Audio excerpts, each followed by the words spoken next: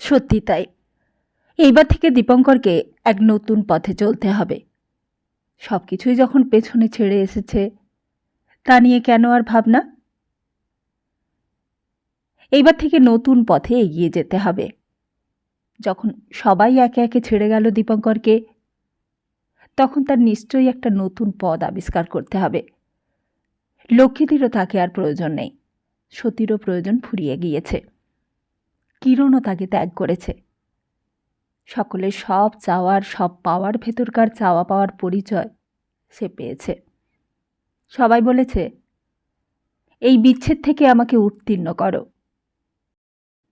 অথচ তাদেরই মতন দীপঙ্করও তো একদিন মিশতে চেয়েছিল সকলের সঙ্গে।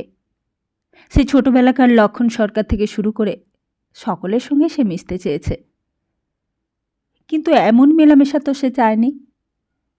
যেখানে যার সঙ্গেই মিশতে চেয়েছে সেখান থেকে এসেছে বিচ্ছেদ। এমন মিল কি তার হয় না, যা পেতে হলে বিচ্ছেদের মূল্য লাগে না?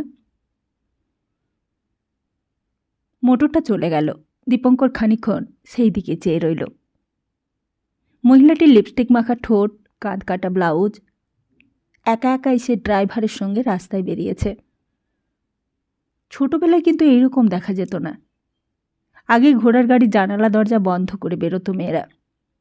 পুজোর সময় কালীঘাটে যারা বাজি পোড়ানো দেখতে যেত, তারা পাশের হালদারদের বাড়ির দিকের আড়াল থেকে দেখত। এরকম হলো কবে থেকে? বালিগঞ্জের দিকে অনেকগুলো নতুন পাড়া হয়েছে, হয়তো সেইখানকার মেয়ে। আশ্চর্য, একেই কিনা সতী বলে ভুল করেছিল দীপঙ্কর। বাপাশে প্রিয়নাথ মল্লিক রোড। কালকে এইখানেই এসেছিল দীপঙ্কর। বিরাট ম্যারব বাঁধা বাড়িটার সামনে দাঁড়িয়ে কালকেই অদ্ভুত সংকল্প গ্রহণ করেছিল মনে মনে। ভালো, ভালো, বিচ্ছেদ হওয়াই ভালো। পাওয়া মানেই তো থেমে যাওয়া। দীপঙ্করকে তো এখানে থামলে চলবে না। দীপঙ্করকে যে আরও অনেক দূরে যেতে হবে। সতীর কাছ থেকে দূরে গেলেই তো তার মুক্তি। অনেকদিন লক্ষ্মীদির সঙ্গে দেখা হয়নি। সেই বউবাজারের সরু গলিটার মধ্যে লক্ষ্মীদির দিনগুলো কেমন করে কাটছে কে জানে। সেই দাতারবাবু, আর দাতারবাবুরই বা কী অবস্থা? হয়তো এতদিন বাড়ি ভাড়া দিতে পারেনি বলে তাড়িয়েই দিয়েছে বাড়িওয়ালা। হয়তো দাতারবাবু ধরা পড়েছে। হয়তো লক্ষ্মীদি আবার নিরাশ্রয়, আবার কোথাও ভেসে গেছে, ভেসে তলিয়ে গেছে। সমস্ত কলকাতা শহরে এতটুকু আঁকড়ে ধরবার মতো আশ্রয় আর নেই তার। লক্ষ্মীদি যা মেয়ে, সে কি আর ভুবনেশ্বর বাবুর কাছে এসেছে? আর ভুবনেশ্বর মিত্র, তারই বা কী খবর? সতীর বিয়ের পর তিনি হয়তো সতীকে নিয়ে ফিরে যাবেন বর্মায়। এখন এই মুহূর্তে হয়তো ভুবনেশ্বরবাবু কলকাতাতেই আছেন। আর কাকাবাবু, কাকিমা? সমস্ত বাড়িটায় বড় ফাঁকা লেগেছিল দীপঙ্করের। মার অসুখ। মাকে পাখার বাতাস করতে করতে কতবার চেয়ে দেখেছিল বাড়িটার দিকে। যেন নিষ্প্রাণ হয়ে গেছে বাড়িটা। এখন এতদিনের পুরনো বাড়িটার দিকে যেন চেয়ে দেখতেই আর ইচ্ছে করে না। ইলিশিয়াম রোড AI শান্তিবাবুকে দীপঙ্কর জিজ্ঞেস করেছিল, আচ্ছা, শচীশবাবুকে চেনেন?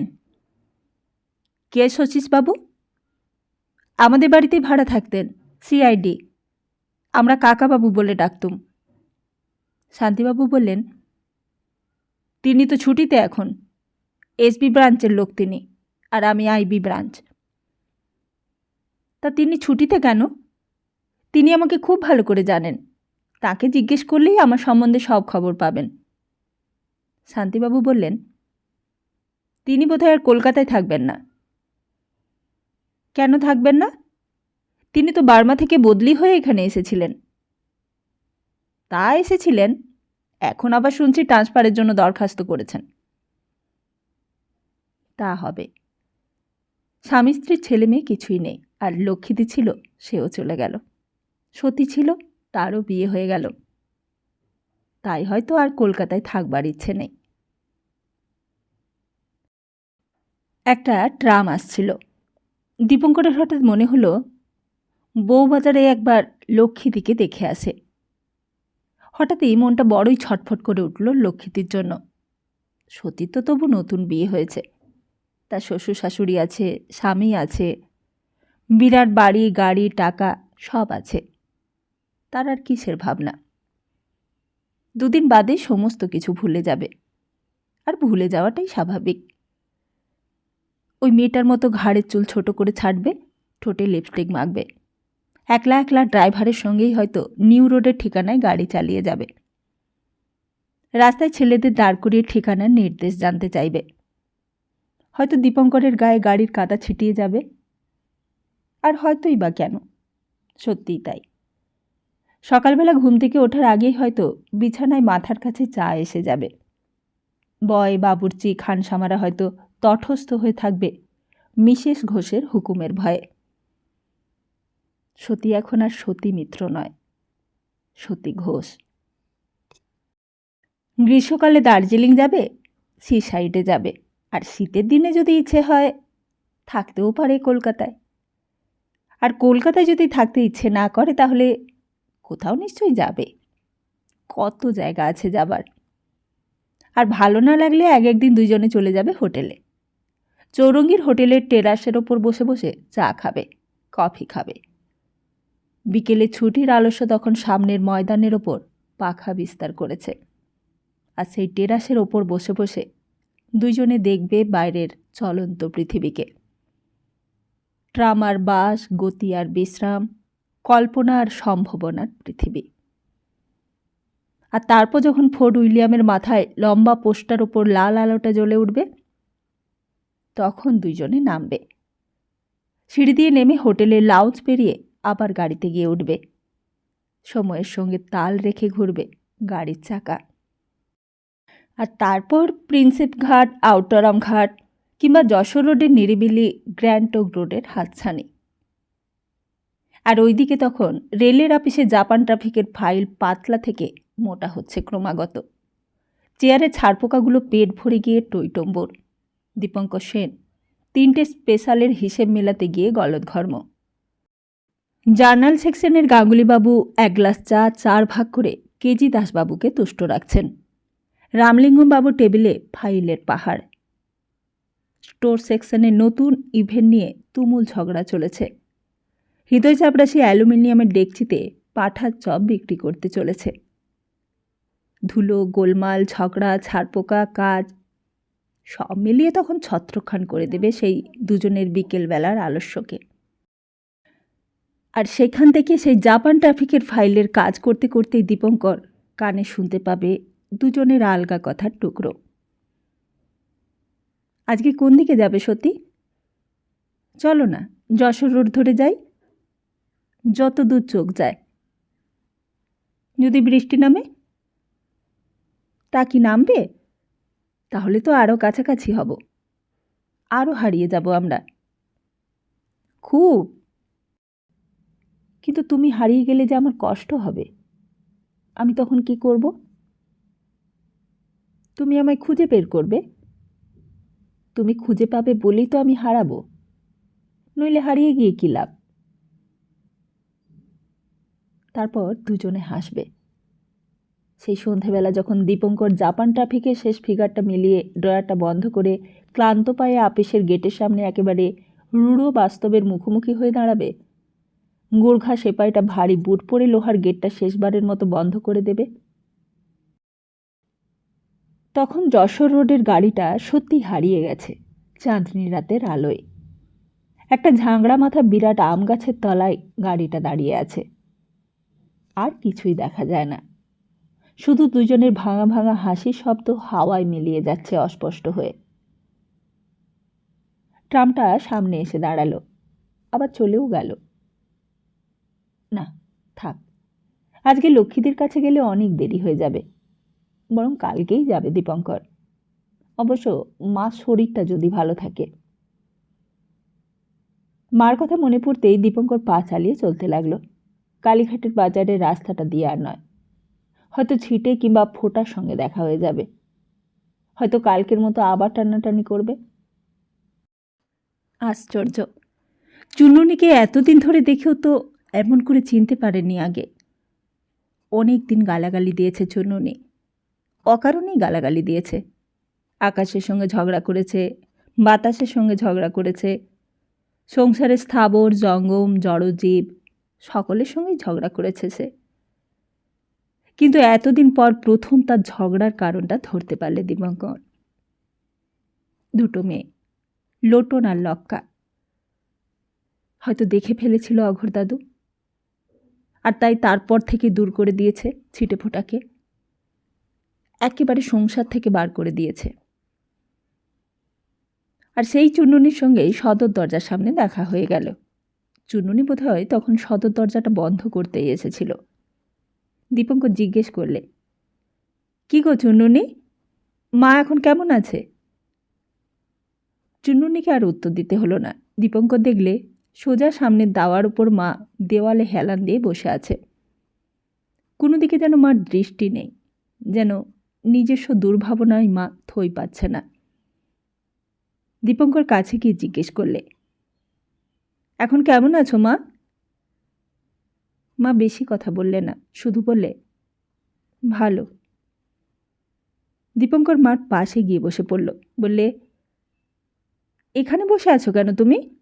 যদি আবার শরীর খারাপ হয় ঘরে গিয়ে শুলে তো ভালো হতো। ওষুধ খেয়েছিলে তো? মা যেন দীপঙ্করের কথাগুলো শুনতে পেলে না। স্থির শান্ত দৃষ্টিতে সামনের ভাঙা পাঁচিলটার দিকে চেয়ে রইল একভাবে। দীপঙ্কর আবার বললে, খুব ভয় পেয়ে গিয়েছিলাম জানো মা, অফিসে যাবার আগে খুব ভয় পেয়ে গিয়েছিলাম। আমি কয়দিন যাইনি, তাই নিয়ে হুলস্থুল কাণ্ড বেঁধে গেছে একেবারে অফিসে। কেউ আর ফাইলই খুঁজে পায় না। শেষকালে রবিনসন সাহেব অর্ডার দিয়ে দিলে এইবার থেকে তার পাশের কামরায় বসতে হবে। চুন্ননী একটা বাটিতে করে মুড়ি এনে দিলে সামনে।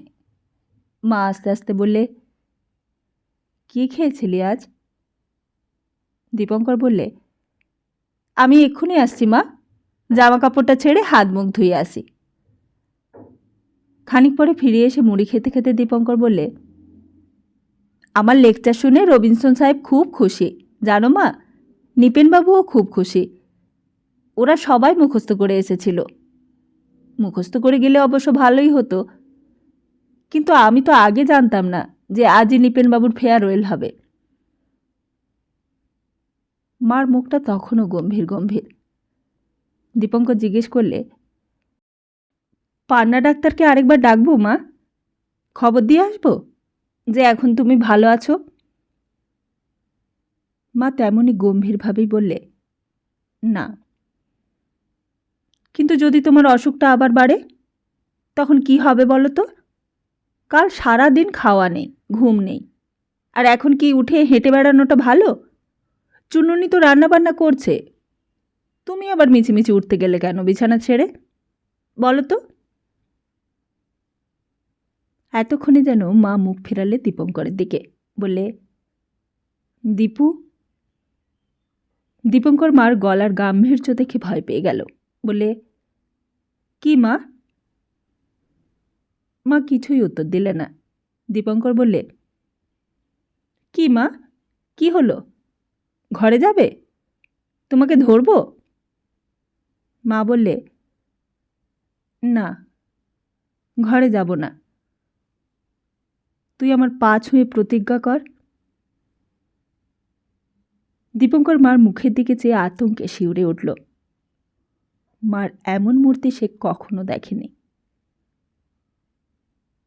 তুই আমার পা ছুঁয়ে প্রতিজ্ঞা কর, আর স্বদেশী করবি না। দীপঙ্কর স্তম্ভিত হয়ে গেল মার কথাগুলো শুনে। হঠাৎ যেন তার বিশ্বাসই হলো না, মনে হলো ভুল শুনছে সে। কর তুই প্রতিজ্ঞা, আমার পা ছুঁয়ে প্রতিজ্ঞা কর। কিন্তু মা। আমি কোনো কিন্তু শুনতে চাই না। তুই আমার পা ছুঁয়ে প্রতিজ্ঞা কর যে আর জীবনে কখনো স্বদেশী করবি না। দীপঙ্কর মার দিকে সোজা চেয়ে রইল কিছুক্ষণ, তারপর বললে, কিন্তু আমি কখন স্বদেশী করলুম? কখন তুমি স্বদেশী করতে দেখলে আমায়? মা বললে, কিন্তু স্বদেশী না করলে পুলিশে তোকে ধরল কেন? দীপঙ্কর এর উত্তর কী দেবে কিছুই বুঝতে পারলে না। মা আবার বললে, বল, কেন তোকে পুলিশে ধরে নিয়ে গিয়েছিল? বল, তুই যদি স্বদেশী ব্যাপারে না থাকবি তোকে কেন ধরবে তারা? তাহলে বল, কি করেছিলি তুই? বিশ্বাস করো মা, আমি কিছুই করিনি। আমি ছোটবেলায় কিরণের সঙ্গে শুধু লাইব্রেরি করেছিলুম, কিন্তু যেদিন থেকে কাকাবাবু বারণ করে দিয়েছিলেন সেদিন থেকেই লাইব্রেরিতে আমি আর যাইনি। তাহলে কি ওরা তোকে মিছিমিছি ধরে নিয়ে গেল বলতে চাস? মার যেন কথা বলতে কষ্ট হচ্ছিল। মা হাঁপাচ্ছিল কথাগুলো বলতে বলতে। দীপঙ্কর বললে, তা তুমি এখন একটু চুপ করে থাকো না মা, তোমার শরীর খারাপ, এই সময় তুমি কেন ওইসব নিয়ে মাথা ঘামাচ্ছ? মা যেন আরও উত্তেজিত হয়ে উঠল। মাথা ঘামাবো না? তোমার জন্য ভেবে ভেবে আমার রাত্রিরে ঘুম আসে না, দিনে খেতে পারি না। আমি তোমার মা হয়ে কি অপরাধ করেছি বলো তো? কি এমন শত্রুতা ছিল আমার সঙ্গে যে তুমি আমাকে এমন করে দগ্ধে মারবে? বলতে পারো আমি তোমার কি সর্বনাশটা করেছি? অনেকক্ষণ ধরে অনেক কথা বলতে লাগলো মা। ঝরঝর করে দুই চোখ দিয়ে কান্না ঝরতে লাগলো। দীপঙ্কর চুপ করে কান পেতে সব শুনলে, যেন তার আর কিছুই বলবার নেই, আর কিছু করবারও নেই। অনেকক্ষণ পর দীপঙ্কর বললে, মা, সব শুনলুম, এইবার ঘরে চলো। না, আমি ঘরে যাব না। আমি মরলে কার কি এসে যায়? আমি মরে গেলেই তো তোমার নিশ্চিন্তি। দীপঙ্কর বললে, কিন্তু নিজের অসুখ হলে তুমি নিজেও তো কষ্ট পাবে। তুই বেরিয়ে যা আমার সামনে থেকে, যা, বেরিয়ে যা। আমার কষ্টের কথা তোকে আর ভাবতে হবে না। দীপঙ্কর হাসল, বললে, সে তুমি যাই বলো না, তোমার কষ্ট হলে আমি ভাববই, তুমি বারণ করলেও আমি ভাবব। মা আঁচল দিয়ে নিজের চোখটা মুছে নিলে। দীপঙ্কর বললে, তুমি আমার উপর মিথ্যেই রাগ করছো মা। সত্যি বলছি, আমি স্বদেশী করিনি। স্বদেশী করিস আর না করিস, তুই আমার পা ছুঁয়ে প্রতিজ্ঞা কর, জীবনে কখনো স্বদেশী করবি নে। এই পা ছুঁয়ে বল আমার, ছোঁ পা। দীপঙ্কর মার দিকে এক দৃষ্টি চেয়ে রইল। হঠাৎ মনে হলো মা যেন তাকে দিয়ে এক ভীষণ দস্তখতে সই করিয়ে নিতে চায়। চিরজন্মের মতো যেন আত্ম অবমাননার মূল্যে তার নিজের জীবনটাকে ফিরে পেতে হবে। তুই যতক্ষণ না পা ছুঁয়ে প্রতিজ্ঞা করছিস ততক্ষণ আমি উঠব না, খাবও না, ঘুমোবও না। আমি এইখানেই মাথা ঘুরে মরব।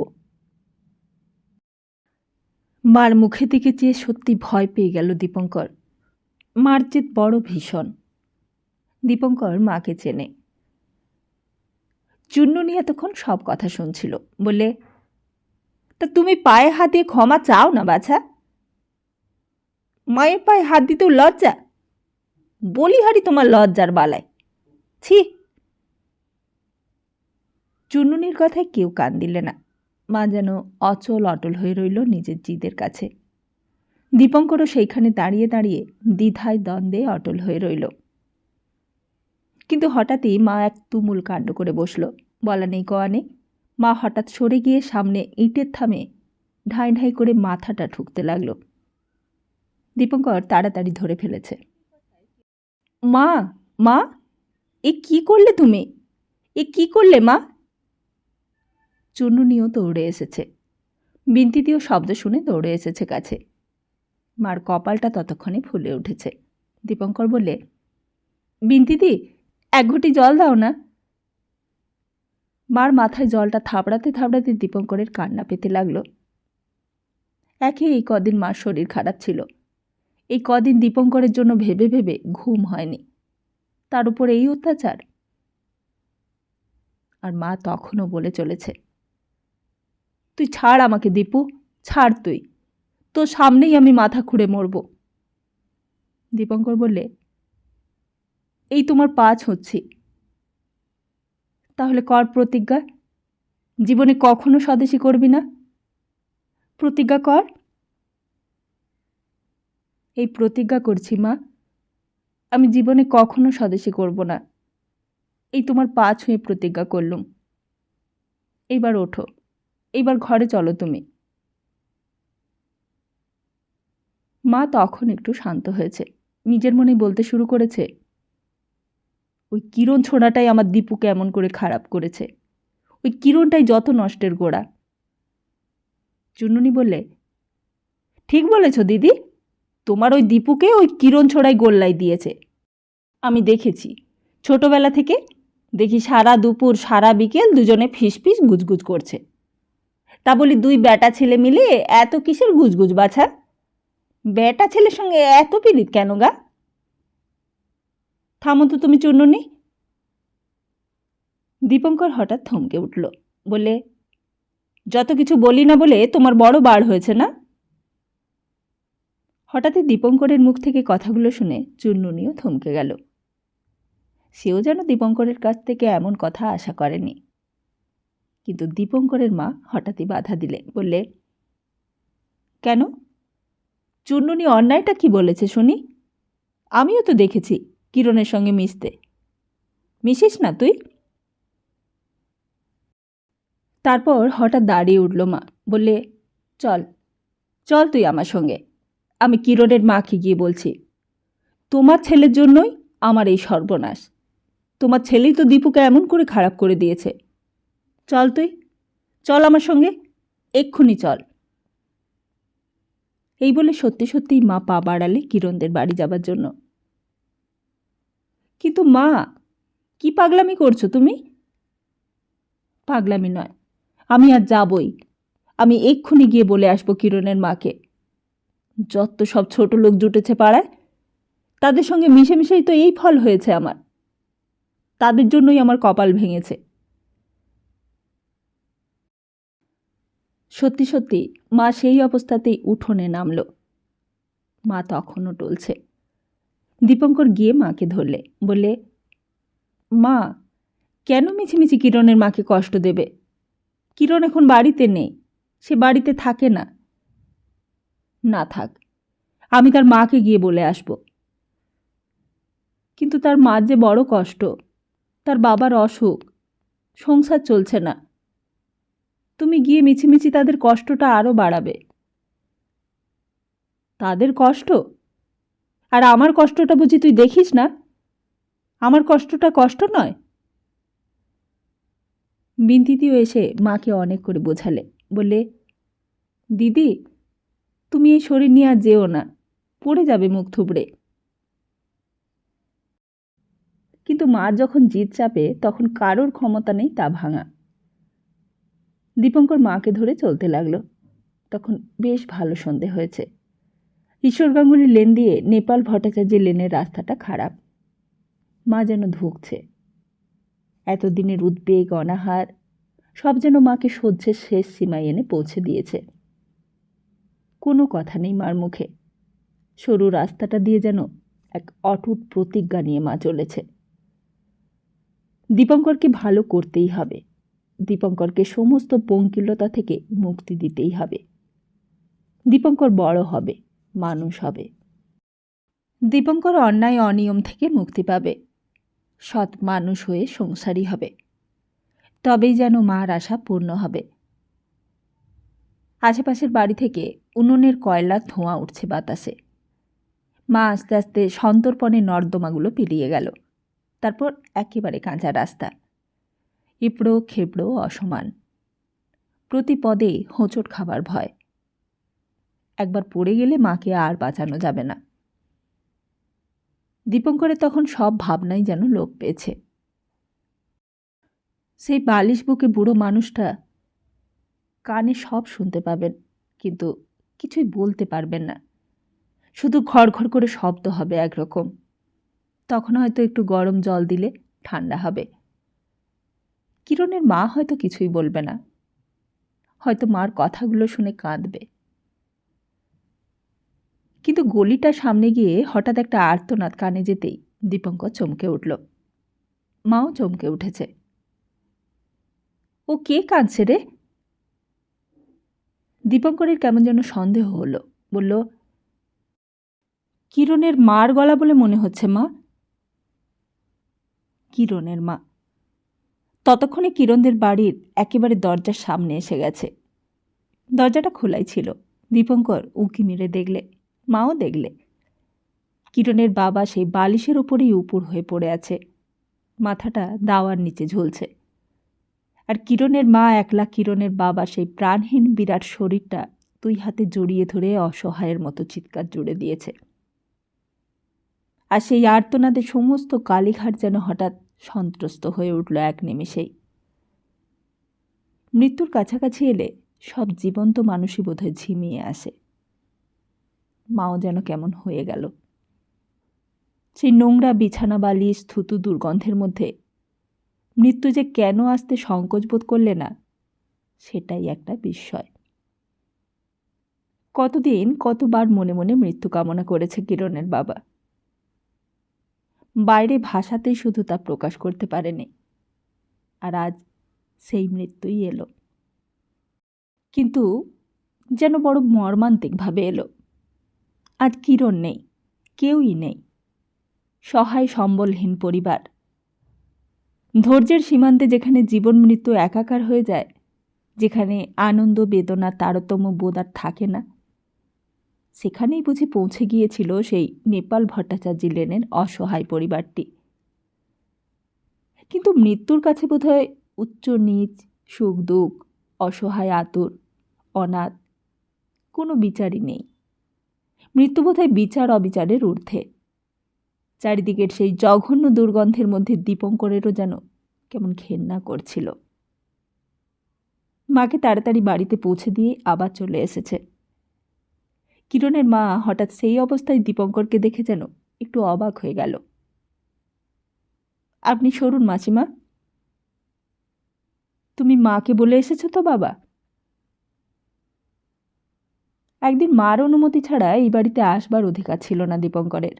সে কথা যেন কিরণের মা এখনো ভুলে যায়নি। ছোটবেলায় কিরণের বাবার কাছে অঙ্ক বুঝে নিয়ে গেছে দুইজনে। কত দিনের অসুখ কিরণের বাবার। কতদিন ধরে বোধহয় মৃত্যু কামনাই করেছে কিরণের বাবা, কিন্তু তখন মৃত্যু আসেনি। তখন মৃত্যু হলেই হয়তো ভালো হতো। তাহলে কিরণের বাবার এই অপমৃত্যুর সংবাদ তাকে কান দিয়ে শুনতে হতো না। তাহলে হয়তো এমন করে কিরণের মাকে অনাথ করবার পুরোপুরি দায়িত্ব থেকে সে মুক্তি পেত। কিন্তু আজ যখন নিঃসহায় নিঃসম্বল নিঃশেষ হয়ে এসে দারিদ্র্যের প্রান্তে এসে পৌঁছেছে তার পরিবার, তখনই সব শেষ হয়ে গেল। নিজের ভাষাহীন চোখ দিয়ে দেখে যেতে হলো কিরণ গৃহত্যাগী, স্ত্রী অনাথা। একটা কপর্তকের জন্য প্রতিবেশীর কাছে হাত পাততে হতো ইদানিং। সেই চরম দুঃসহ দৃশ্যের মুখ সাক্ষী হয়ে প্রতি পলের বেঁচে থাকার চেয়ে এই মৃত্যু ঢের ভালো। শান্তি পেয়েছে কিরণের বাবা। কিরণের মাও বোধহয় স্বস্তির নিঃশ্বাস ছেড়ে বাঁচল। সেদিন সেই সন্ধ্যাবেলায় লোকজনের চেষ্টা করতে হয়েছিল দীপঙ্করকেই। কাছেই শ্মশান, তবু তো কুষ্ঠরোগী, বড় ছোঁয়াচে রোগ। কালীঘাট ব্যায়াম সমিতির দরজার কাছে গিয়ে দাঁড়ালো একবার দীপঙ্কর। দরজাটায় তালা লাগানো। টেগার সাহেব সেদিন নিজে এসে তালা বন্ধ করে দিয়েছে। আশেপাশে পাড়ার লোকজন, ছেলে ছোকরা কজন এসে দাঁড়ালো, একটু আহা উহু করল, সমবেদনাও দেখালো সবাই। কিরণের জন্যও দুঃখ প্রকাশ করলে। ছেলেটা অকালে বকে গেল বলে হা হুতাশ করলে। লেখাপড়া করলে না, মা বাপকেও দেখলে না, এমন ছেলে থাকলেই বাকি আর মরে গেলেই বাকি। তা স্বদেশী আমরাও করি, খদ্দর পড়ি, বিলিতি কুমড়োটাও খাওয়া ছেড়ে দিয়েছি গান্ধীর কথা মতো। কিন্তু এটা কি? বাপ মা হলো আসল। বিপদের সময় তাদেরই যদি না দেখলুম, তাহলে সে আবার করবে দেশ সেবা। সে আবার ইংরেজ তাড়াতে চায় দেশ থেকে। তাই এটাই কি তোর দেশ সেবা করার সময় রে বাপু? দীপঙ্কর আবার ঘরে এলো। মাসিমা তখনও মৃতদেহের পাশে বসে আছে, গালে হাত দিয়ে। ময়লা বিছানা বান্ডিল। সেই নোংরা ময়লার উপরেই মূর্তিমান মৃত্যু তার সস্তা শিকার পেয়েছে। কিন্তু মাসিমার যেন কিছুতেই আর বিকার নেই। আশেপাশের বাড়ির 2-1 মহিলা এসে দাঁড়িয়েছে তখন উঠোনে। মুখে নাকে আঁচল দিয়ে তারা দাঁড়িয়ে আছে দল বেঁধে। তাদেরও বোধ হয় আজকের দিনে পাশে এসে দাঁড়ানোটা একটা কর্তব্যের সামিল। পাথরপটির গলির ভেতরে ফটিকদের বাড়ি। ফটিকের নাম ধরে ডাকতেই তার মা বেরিয়ে এলো, বুড়ি মা। তাদের অবস্থাও কিরণদের মতো। ফটিকের মা বললে, কিন্তু ফটিক তো নেই বাবা। কখন আসবে? তার কি আর আসবার ঠিক আছে বাবা? সকাল থেকে সন্ধে পর্যন্ত পয়সার ধান্দাতেই ঘুরছে কেবল। একবার চণ্ডীবাবুদের বাড়িতে গেলে হয়। রাখাল তাদেরই দলের। বাড়ি থেকে চুরি করে তাদের লাইব্রেরিতে বই দিয়েছিল একদিন। কিন্তু তার আগে পথে পড়ে মধুসূদনদের বাড়িটা। মধুসূদনদের বাড়ির রোয়াকের আড্ডাটা ভেঙে গিয়েছে। দুনিকাকাও আর আসে না, পঞ্চাদাও আসে না। গরম গরম তর্কের ঝড় আর বয়ে যায় না খবরের কাগজ নিয়ে। মধুসূদনকে ডাকতেই খানিক পরে বেরিয়ে এলো। বললে, কী রে দীপু, কি খবর তোর? কবে ছাড়া পেলি? দীপঙ্কর বললে, কিরণের বাবা মারা গেছে জানিস? সে কি রে, কখন? এই 1 ঘন্টা আগে। একটু সঙ্গে যেতে পারবি? আসলে ওদের তো কেউ নেই, তা তো তুই জানিসই।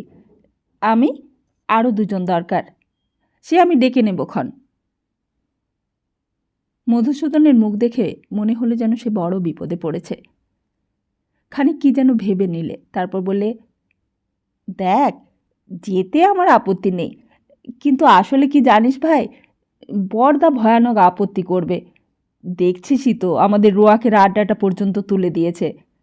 যা সব কাণ্ড হচ্ছে পাড়ায়, কারোর সঙ্গে ভয়ে মিশতেই ভাই বারণ করেছে বড়দা। তারপর একটু থেমে বললে, তা যাকগে, তোকে ধরেছিল কেন রে? কি করেছিলি তুই? দীপঙ্কর তাড়াতাড়িতে সেই কথার উত্তর না দিয়ে চলতে লাগলো। বললে, সেসব কথা বলবার এখন সময় নেই, আমি অন্য জায়গায় দেখি। অন্য জায়গায় মানে যে কোথায় তা তখনও ঠিক ছিল না। রাখাল রাখাল কি যাবে? রাখাল বড় লোকের ছেলে, সে কি করতে যাবে শ্মশানে? তার কিসের দায় পড়েছে? তবু রাখালের বাড়ির সামনেও গিয়ে একবার দাঁড়ালো দীপঙ্কর।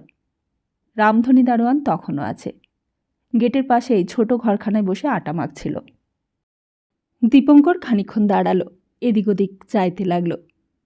অনেক বড় বাড়ি, বিরাট বাড়ি। কে কোথায় কখন থাকে তার হদিশ রাখা শক্ত। দীপঙ্কর আবার ফিরে এলো। এত বড় পৃথিবী, এত বিরাট কালীঘাট, অথচ সেই দিন দীপঙ্করের মনে হয়েছিল যেন কোথাও কেউ নেই। এমন কেউ নেই যার কাছে গিয়ে সাহায্য চাইতে পারে সে। হতাশ হয়ে আবার নেপাল ভট্টাচার্যের লেনের দিকে ফিরে আসছিল দীপঙ্কর। হঠাৎই মনে পড়ল ছিটে ফোটার কথা। কালীঘাট বাজারের উত্তর গায়ে হিন্দু হোটেল, আর তারই পেছনে টিনের পাকা বাড়ি। আর কোনো উপায় না দেখে দীপঙ্কর সেই দিকেই গেল। তখন বেশ রাত হয়ে আসছে, কিন্তু ওই পাড়া তখনও ভালো করে জমেনি। জমবে আরও অনেক রাত্রে, রাত আরও গভীর হলে। অনেক অবাঞ্ছিত লোক ঘোরাফেরা করছে এদিক ওদিক।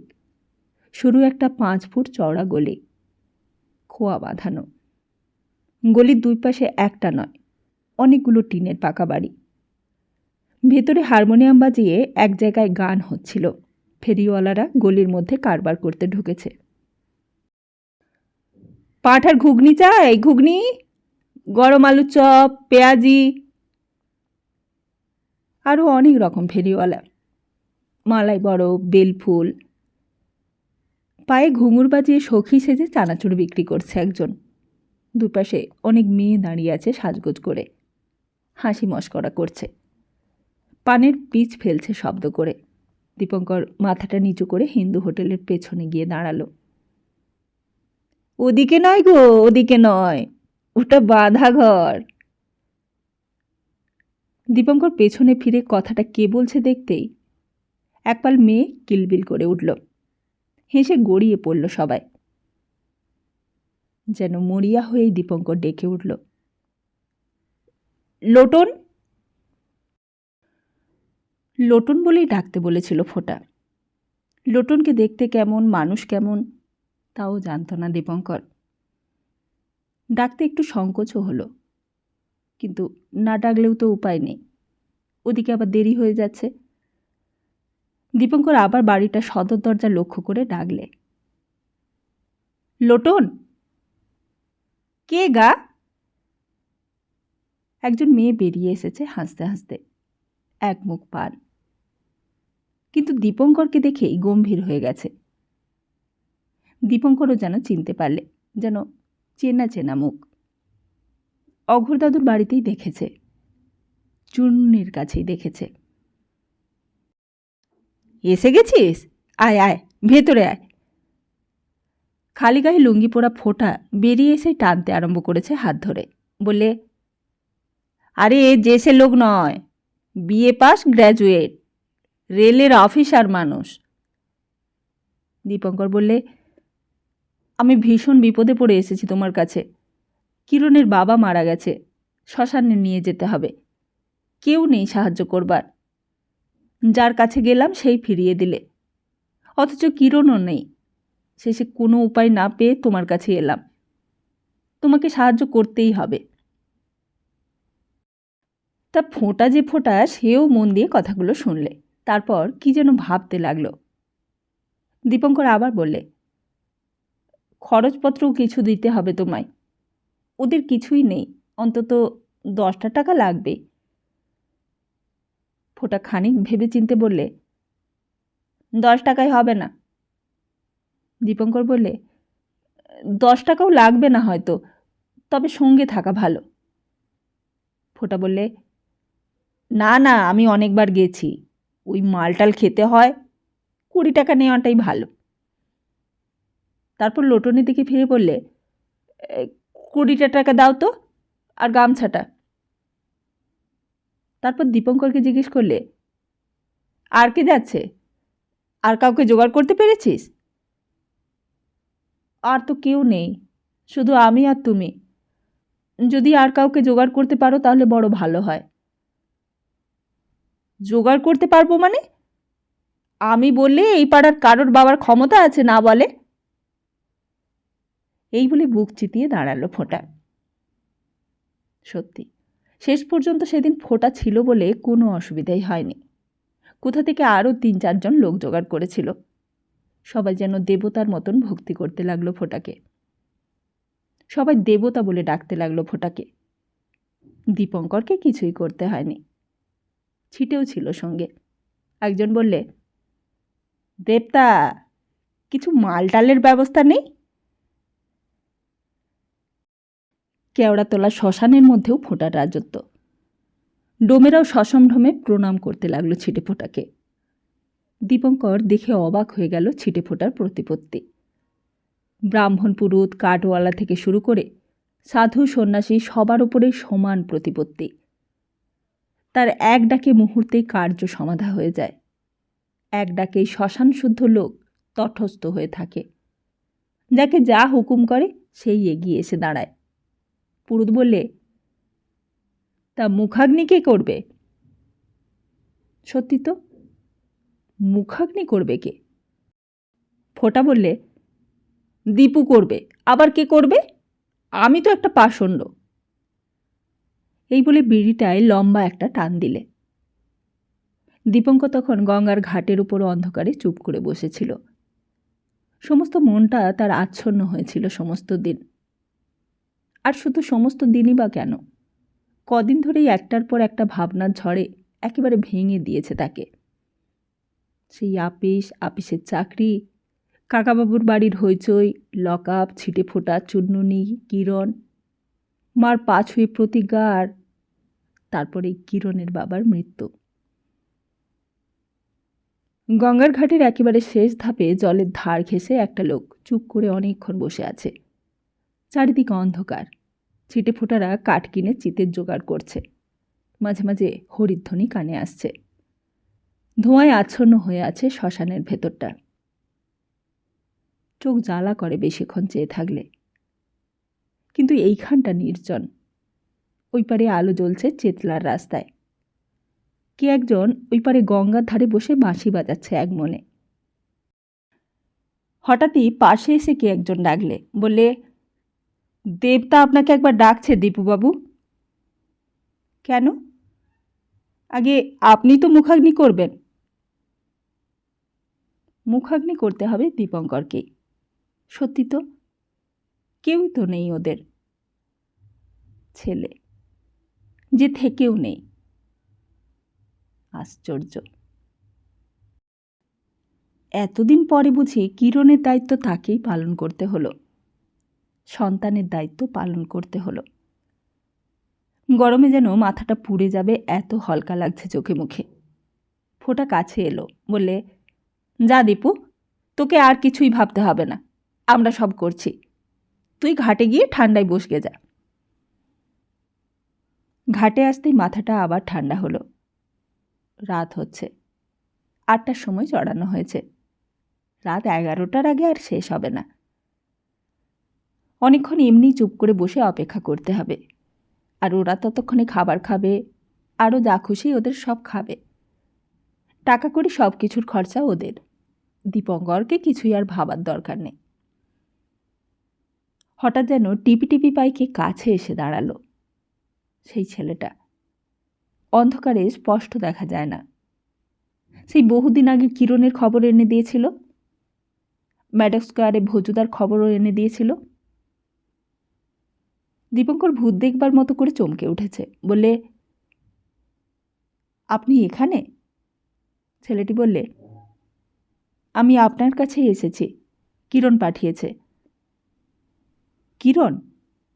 কোথায় কিরণ? কিরণের বাবা যে আজ মারা গেলেন। ছেলেটি আস্তে আস্তে বললে, জানি। দীপঙ্কর হঠাৎ যেন রেগে গেল। বললে, কিন্তু আপনাদের কিরণ এত ছোট করলে কেন নিজেকে? আমার নাম ধাম ঠিকানা সব বলে দিলে এমন করে। জানেন, তার জন্য আমাকেও কদিন লকআপে আটকে রেখেছিল। কালই তো ছাড়া পেলাম। নিজেও ধরা পড়ল আর আমাকেও জড়ালে। আমি সেদিন কিরণের সঙ্গে ম্যাডক স্কোয়ারে গিয়েছিলাম, সেটাও ওদের বলে দিয়েছে। যদি কষ্টই সহ্য করার ক্ষমতা না থাকে তাহলে কেন স্বদেশী করতে যাওয়া? ছেলেটি কিছুই বললে না, চুপ করে রইল। চারিদিক দেখে নিয়ে আস্তে আস্তে পকেট থেকে একটা ভাঁজ করা কাগজ বার করে এগিয়ে দিল। বলে, কিরণদা আপনাকে লিখেছে। কিরণ? কোথায় কিরণ? সে ছাড়া পেয়ে গেছে? ছেলেটি বললে, চিঠিটা পড়লেই বুঝতে পারবেন। দীপঙ্কর তাড়াতাড়ি ভাঁজ খুলে পড়তে লাগল। আমি এইমাত্র খবর পেলাম, কিন্তু ভাই, আমার কিছুই করবার নেই। চারিদিক থেকে জাল ফেলা হচ্ছে আমাদের ধরবার জন্য। যদি কোনোদিনও সুযোগ পাই তোকে সব বলবো। শয়তানদের শেষ না করা পর্যন্ত আমাদের আহার নিদ্রা নেই, বাড়িঘর নেই, বাবা মা নেই। আর তোকে এই সঙ্গে যে কাগজটা দিলুম সেটা পড়ে সই করে দিস, তারপর যা করবার আমরাই করব।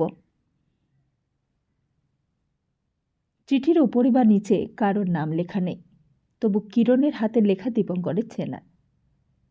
দীপঙ্কর মুখ তুলে জিজ্ঞেস করলে, এটা কি?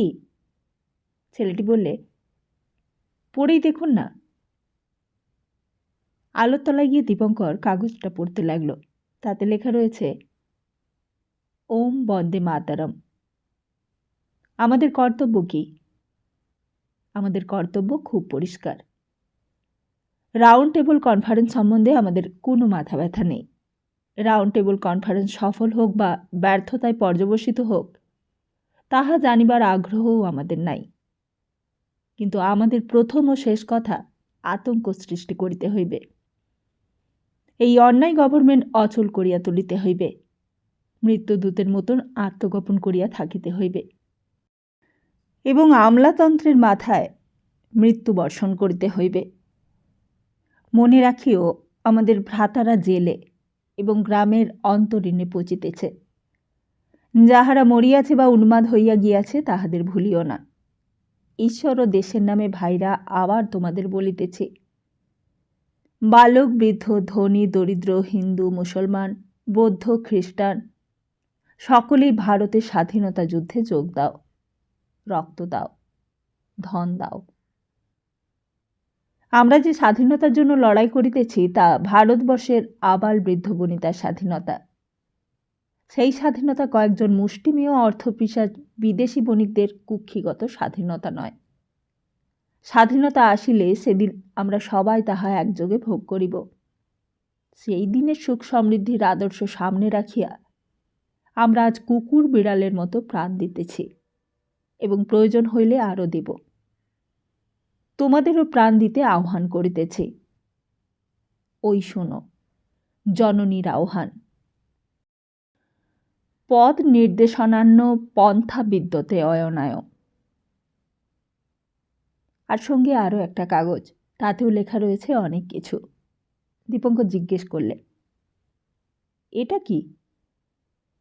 ওটাই প্রতিজ্ঞাপত্র, ওটাতেই আপনাকে সই করতে হবে। দীপঙ্কর পড়তে লাগল। ঈশ্বর জননী পিতা গুরু নেতা ও সর্বশক্তিমানকে সাক্ষী রাখিয়া শপথ করিতেছি, উদ্দেশ্য পূর্ণ না হওয়া পর্যন্ত চক্র ত্যাগ করিব না, স্নেহের বন্ধনে আবদ্ধ থাকিব না, নেতার আদেশে চক্রের কাজ বিনা প্রতিবাদে করিয়া যাইব। যদি এই শপথ পালনে অক্ষম হই তবে পিতা মাতা ব্রাহ্মণ ও সর্বদেশের দেশপ্রেমিকদের অভিশাপ যেন আমাকে ভস্ম করিয়া ফেলে, ইত্যাদি ইত্যাদি। অনেক বড় লেখা, এক দুই করে অনেকগুলো শর্ত। অল্প আলে সবগুলো পড়াও যায় না। ছেলেটি বললে, এই কাগজটাতেই সই করতে হবে, কিরণদা বলে দিয়েছে।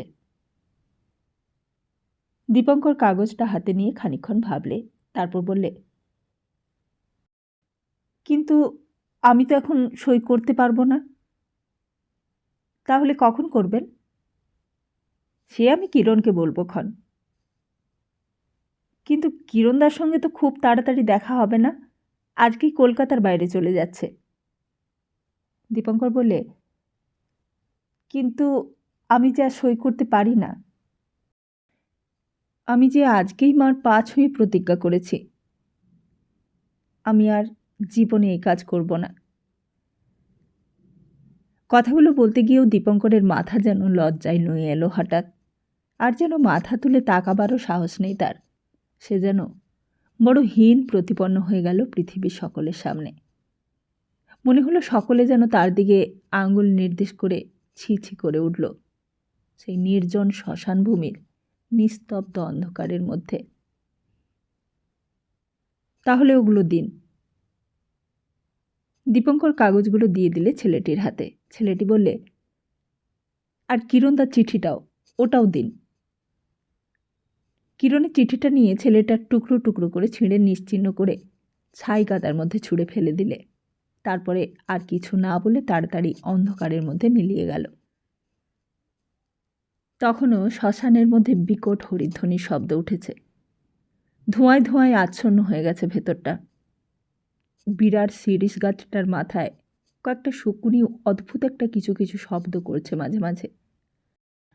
রাত প্রায় 10টা বেজে গেছে। ওই পারে চেতলার রাস্তায় ধানগোলার সামনে লোক চলাচল পাতলা হয়ে এলো। যে লোকটা এতক্ষণ বাঁশি বাজাচ্ছিল সেও থেমে গেছে খানিকক্ষণ আগে। দীপঙ্কর আবার এসে বসল ঘাটের ওপর। ঘাটের একেবারে শেষ ধাপে যে লোকটা বসেছিল হঠাৎই যেন সে একটু নড়তে চড়তে লাগলো। অন্ধকারে হাবভাব চেহারা পোশাক কিছু স্পষ্ট করে দেখা যায় না। লোকটা দাঁড়িয়ে উঠে জলে পা দিলে, তারপর এগিয়ে যেতে লাগলো। তারপর আরও একটু। দীপঙ্করের যেন কেমন সন্দেহ হলো, লোকটা কে? এখানে অনেকক্ষণ ধরে বসে আছে, কি মতলব ওর? এবার আর চুপ করে বসে থাকা গেল না। লোকটা আরও এগোচ্ছে। দীপঙ্কর সিঁড়ি দিয়ে টপ টপ করে নামতে লাগলো। বলে, কে ওখানে? কে আপনি? লোকটা এবার পেছন ফিরল। দীপঙ্করকে দেখে লোকটা ওপরে উঠে আসতে লাগলো। তারপর আরও একটু কাছে আসতে দীপঙ্কর চিনতে পেরেছে। দাতারবাবু? দাতারবাবু না? আপনি এখানে? কোনো সন্দেহ নেই, আরও রোগা হয়ে গেছে চেহারা। ফিকে কঙ্কালসার চেহারা দাতারবাবুর। দীপঙ্করের কথার কোনো উত্তর নেই দাতারবাবুর মুখে, যেন হঠাৎই ধরা পড়ে গেছেন। দীপঙ্কর আবার জিজ্ঞেস করলে, লক্ষ্মীদি কেমন আছে? দাতারবাবু বললে, ভালো। এই বলে আর কোনো কথা না বলে সোজা সিঁড়ি দিয়ে উঠে চলে যেতে লাগলেন। খুব জোরে জোরে চলতে লাগলেন, যেন দীপঙ্করকে এড়িয়ে যাবার মতলব। পাশের মায়েশ্বর ঘাটের নির্জন অন্ধকারের মধ্যে আত্মগোপন করতে চাইলেন। দীপঙ্করও পেছন পেছন ছুটল। দাতারবাবু, দাতারবাবু! দাতারবাবু ততক্ষণে অনেক দূরে চলে গেছেন, আরও জোরে জোরে পা চালাচ্ছেন। দীপঙ্করও সরু গলিটা দিয়ে দক্ষিণের মায়েশ্বর ঘাটের দিকে এগিয়ে গেল। হঠাৎ পেছন থেকে ফোঁটার গলার আওয়াজ শোনা গেল। কিরে দীপু, কোথায় যাচ্ছিস ওদিকে? দীপঙ্কর কাছে এলো। দেখলে ফোঁটা কাঁধে গামছা নিয়ে তার দিকে অবাক হয়ে তাকিয়ে আছে। বললে, কিরে, অন্ধকারের মধ্যে ওদিকে কোথায় যাচ্ছিলিস? আমাদের কাজ সব ফতে। এখন নাই কুণ্ডলিটা তোকেই গঙ্গায় ফেলে দিতে হবে, চল। ফোঁটার মুখ দিয়ে তখন ভটভট করে দেশি মদের বোটকা গন্ধ বেরোচ্ছে। দীপঙ্কর আবার শ্মশানের মধ্যে এসে ঢুকল। তখন কলসি করে জল ঢেলে দেওয়া হচ্ছে চিতার ওপর। সব শেষ।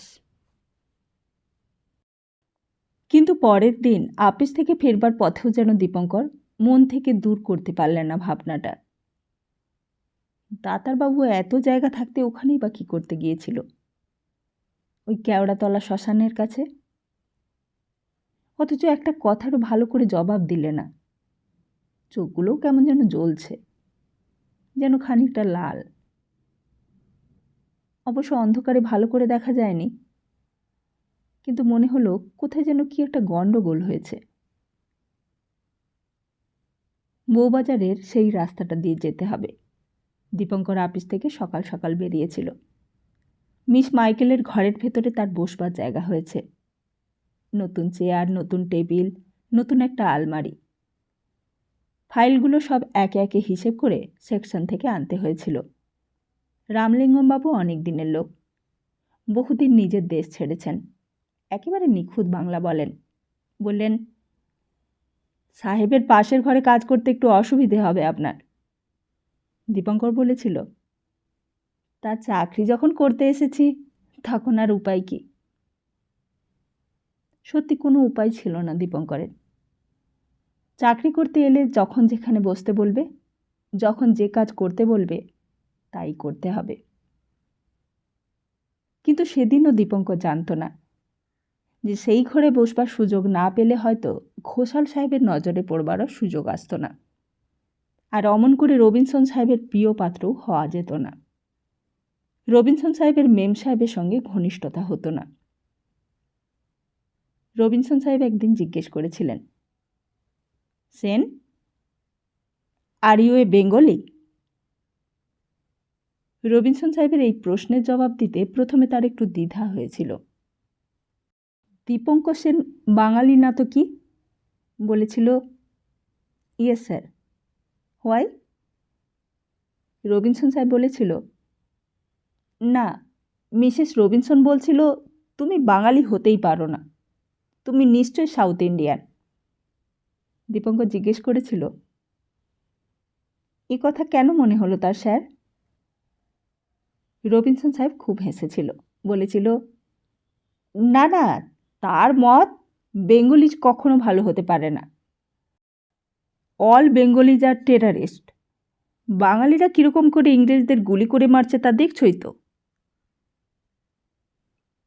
এসব নিয়ে সাহেবের সঙ্গে আলোচনা করাও বিপজ্জনক। এই নিয়ে কথা উঠলে অনেক কথা বলতে হয়। সাহেব বলতো, দেখো সেন, তুমি নিশ্চয়ই রিয়েলাইজ করবে যে ইংরেজরা তোমাদের ভালো করেছে।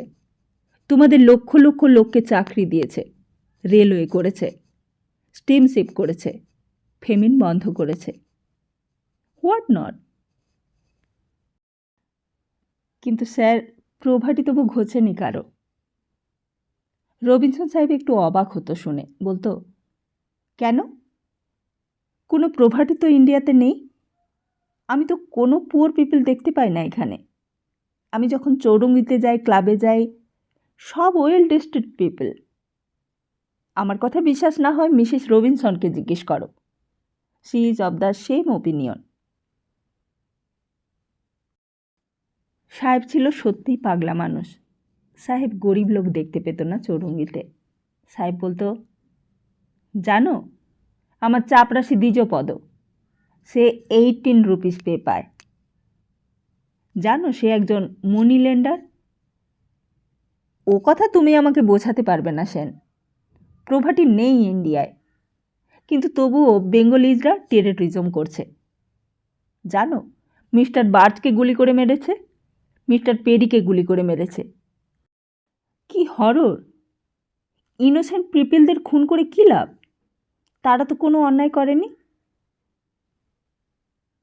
সাহেবের এইসব কথার প্রতিবাদ করবার যোগ্য নয়, তবু সাহেব লোক ভালো। সাহেব একদিন পরিচয়ও করিয়ে দিয়েছিলেন মিস্টার ঘোষালের সঙ্গে। জাপান ট্রাফিকের ব্যাপারে রবিনসন সাহেব নিয়ে গিয়েছিল তার কাছে। মিস্টার ঘোষালের নিন্দে দীপঙ্কর শুনে আসছে গোড়ার থেকেই। সবাই বলতো ঘোষাল সাহেব 1 নম্বরের চশমখোর লোক। শুয়োরের বাচ্চা বলে সবাই গালাগালি দিত। তখনও তাকে দেখেনি দীপঙ্কর। গাঙ্গুলিবাবু বলতো, দেখবেন সেনবাবু, বড় হয়ে গেলে আপনিও যেন আবার ঘোষাল সাহেবের মতো হয়ে যাবেন না। কিন্তু আশ্চর্য, ঘোষাল সাহেব হেসেই কথা বললে দীপঙ্করের সঙ্গে। মিছিমিছি লোকে নিন্দে করত। বোধহয় বড় হলেই লোকে নিন্দে করে। সাহেব বললে, কমন। তারপর একেবারে সোজা মিস্টার ঘোষালের ঘরে। মিস্টার ঘোষাল অ্যাসিস্ট্যান্ট অফিসার, হোমবোর্ড থেকে ডাইরেক্ট অ্যাপয়েন্টমেন্ট। লোকে আর ঘোষাল। কথা বলতে বলতে রবিনসন সাহেব গিয়ে ঢুকলো ভেতরে। দীপঙ্কর একটু দ্বিধা করছিল। সাহেব বললে, কাম ইন সেন। সাহেবের কুকুর জিমিও চলেছে পেছন পেছন। সেও ঘোষাল সাহেবের ঘরে ঢুকল। রবিনসন সাহেব বললে, look here Ghoshal, this is Sen, আমার জাপান ট্রাফিক ক্লার্ক। আমি একে আমার ঘরের ভেতরে এনেছি। তোমার সেকশনের মধ্যে সমস্তই মেশআপ হয়ে গেছে। একটা পেপার চাইলে খুঁজেই পাওয়া যায় না। রেকর্ড সেকশন থেকে একটা চিঠি এই সেকশনে এসে পৌঁছতে লাগে 14 ডেজ। Can you imagine? তারপর দীপঙ্করের দিকে ফিরে সাহেব বললে, take your seat Sen, take your seat. তা সাহেব না হয় পাগল, তাই বলে তো আর দীপঙ্কর পাগল নয়। দীপঙ্কর তবুও চেয়ারে বসল না। মিস্টার ঘোষাল যেন কটমট করে চাইতে লাগলো দীপঙ্করের দিকে। রবিনসন সাহেবের কিন্তু সেদিকে কোনো লক্ষ্য নেই। বলতে লাগলো, you know Ghosal, why I have selected Sen? কেন জানো? ঘোষাল সাহেব জিজ্ঞেস করলেন, কেন? রবিনসন সাহেব বললে, আমি ভেবেছিলাম he must be a south Indian. এখন সেন বলছেন হি ইজ এ বেঙ্গলি। তুমি জানো Ghosal, Bengalis are dangerous people. They are all terrorist. Ghosal সাহেব বললেন, জানি। Another thing, is there any poverty in India? এখানে প্রভার্টি আছে? তোমার কি opinion Ghosal? You may know better than me. তুমি ইন্ডিয়ান, তুমি আমার চেয়ে বেশি ভালো করে বলতে পারবে। আমার এই জিমিকে যে দেখাশোনা করে, তুমি জানো আমি তাকে কত করে দিই মান্থলি? 10 চিপস। আমি তাকে মাসে 10 টাকা দিই। না ঘোষাল, আমার মনে হয় ইন্ডিয়ায় কোথাও প্রভার্টি নেই। হয়তো ছিল ব্রিটিশদের আসবার আগে। এখন রেলওয়ে হয়েছে, টেলিগ্রাফ টেলিফোন হয়েছে, কত লোক প্রোভাইডেড হচ্ছে। এখন প্রপার্টি কোথায়? আমরা রোটারি কবে এই নিয়ে ডিসকাস করেছি? ঘোষাল সাহেব এত কথার মাথামুন্ডু কিছুই এতক্ষণে বুঝতে পারছিলেন না। হঠাৎ এই প্রসঙ্গ যে কেন উঠল তাও তিনি বুঝতে পারলেন না। রবিনসন সাহেবের দিকে যখন চাইছিলেন তখন হাসি হাসি মুখ, কিন্তু দীপঙ্করের দিকে নজর পড়তেই কেমন যেন গম্ভীর হয়ে উঠেছিলেন। কোথায় কি একজন সামান্য ক্লার্ক, তাকে ঘরের মধ্যে এনে এ কী অবান্তর আলোচনা। তারপর হঠাৎ রবিনসন সাহেবের কি খেয়াল হলো, বলে, আচ্ছা ঘোষাল, ওয়ান থিং, তুমি বেঙ্গলি না সাউথ ইন্ডিয়ান? ঘোষাল সাহেব যেন প্রশ্নটা শুনে একটু ঘাবড়ে গেলেন। তারপর বললেন, I come from south India. Now say. Robinson সাহেব দীপঙ্করের দিকে ফিরে বললে, এখন দেখো, Ghosal is a south Indian. আমি জানি সাউথ ইন্ডিয়ানরা ভালো লোক। তারপর হঠাৎ সামলে নিয়ে আবার বললেন, কিন্তু সেনও ভালো জানো ঘোষাল। সেন যদিও বেঙ্গলি, তবু লোক ভালো। He writes good draft. তুমি ওর কাজ দেখে স্যাটিসফাইড হবে। তারপর দাঁড়িয়ে উঠল সাহেব, বললে, যাকে যে কথা বলতে এসেছিলাম, আমাদের রোটারি ক্লাবে এই নিয়ে ডিসকাশন হয়ে গেছে। What do you think is there property in India? ইন্ডিয়ায় প্রপার্টি আছে? ঘোষাল সাহেব বললে, কোনো প্রপার্টি নেই, সবাই happy. They are all very happy with the British government. কারোর কোনো দুঃখ নেই স্যার, কষ্ট নেই। নাও সে। রবিনসন সাহেব আবার নিজের ঘরে চলে এলো, সঙ্গে সঙ্গে কুকুরটাও এলো, দীপঙ্করও চলে এলো। হঠাৎ কি কথা নিয়ে কথা উঠতে উঠতে কি কথাই যে উঠে গেল, আর সাক্ষী মানতে গেল সাহেব ঘোষাল সাহেবকে। আর আশ্চর্য মিস্টার ঘোষাল, মুখের সামনে মিথ্যে কথাটা বললে ঘোষাল সাহেব সাউথ ইন্ডিয়ান, বললে দেশে প্রপার্টি নেই, দারিদ্র নেই, সবাই সুখী, সবাই শান্তিতে আছে। আশ্চর্য, এরই নাম কি চাকরি? এরই নাম কি চাকরিতে উন্নতি? গাঙ্গুলিবাবুর কাছে শোনা ছিল মিস্টার ঘোষালের ইতিবৃত্ত। গাঙ্গুলিবাবু বলেছিলেন, ঘোষাল সাহেবের ইতিহাস জানেন? কি করে চাকরি পেলে?